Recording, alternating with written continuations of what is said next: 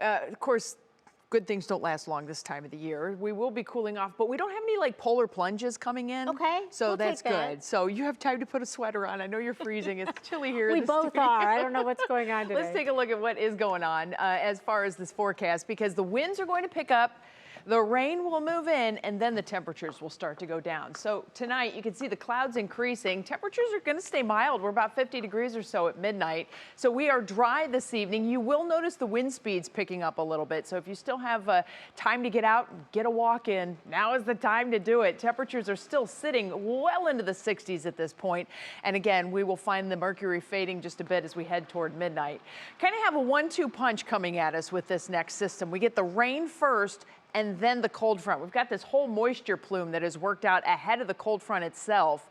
So we'll get a round of rain in the morning and then another little kick of rain, maybe some rumbles of thunder later in the day as the actual cold front moves through. You can see all this rain that is headed northbound, and as the whole system slowly shifts to the east, we will be receiving that rain. We have very dry air in place right now, and it is going to take some time for that rain to finally overcome that dry air and actually reach the ground. And right now it looks like we'll have a pretty good bet at rain coming at us by morning. So early morning, maybe 5 a.m., we'll start to keep an eye out for the rain moving into northeast Ohio. 7 a.m., we're pretty much logged in with rain at this point. We'll continue the rain through a good chunk of the morning into midday. Then it looks like a lot of the rain will start to funnel up the Ohio River and mainly impact areas east of I-77 for the early afternoon. Then in the evening, here comes the cold front. You can see this little line that comes through. This could get a little interesting as these little rumblers come our way. But by and large, we're not expecting a major severe weather outbreak, just possibly some rumbles of thunder. Then the cooler air starts to settle in. And by cooler, I do mean it's going to be a little bit more seasonable, not 68 degrees, unfortunately. But the next 24 hours, here's your wind gust potential. And notice tomorrow, late morning into early afternoon, 40+ mile-per-hour wind gusts will be possible. That's definitely going to be something you will have to account for in the morning. We'll stay gusty through the afternoon too. And again, it's that second round that's going to be coming in with the showers later on in the day that could also have some rumbles of thunder. National Design, our hour-by-hour forecast. In the evening, southeast winds continue. Midnight temperatures or so right around 50 degrees with the clouds really starting to thicken up. 5 a.m., there's where the rain's expected to be, mainly in areas west, so Sandusky through Mansfield, into Ashland, up into Elyria.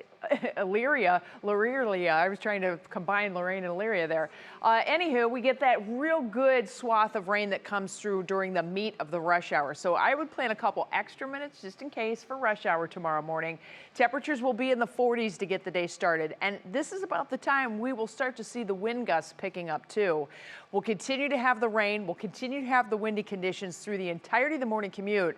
And then most of the rain begins to shift east toward the state line area by midday. Early afternoon, we get a bit of a break west, but then for the evening, here comes that squirrely line. So it's really kind of a 1-2 punch, as mentioned. We'll get the showers, maybe rumbles of thunder through during the late evening into the overnight. They'll probably be fading as they move through, but it does not look like we are going to have to deal with too much in the way of severe weather. That said, we're still in that season right now where things can get a little interesting for us.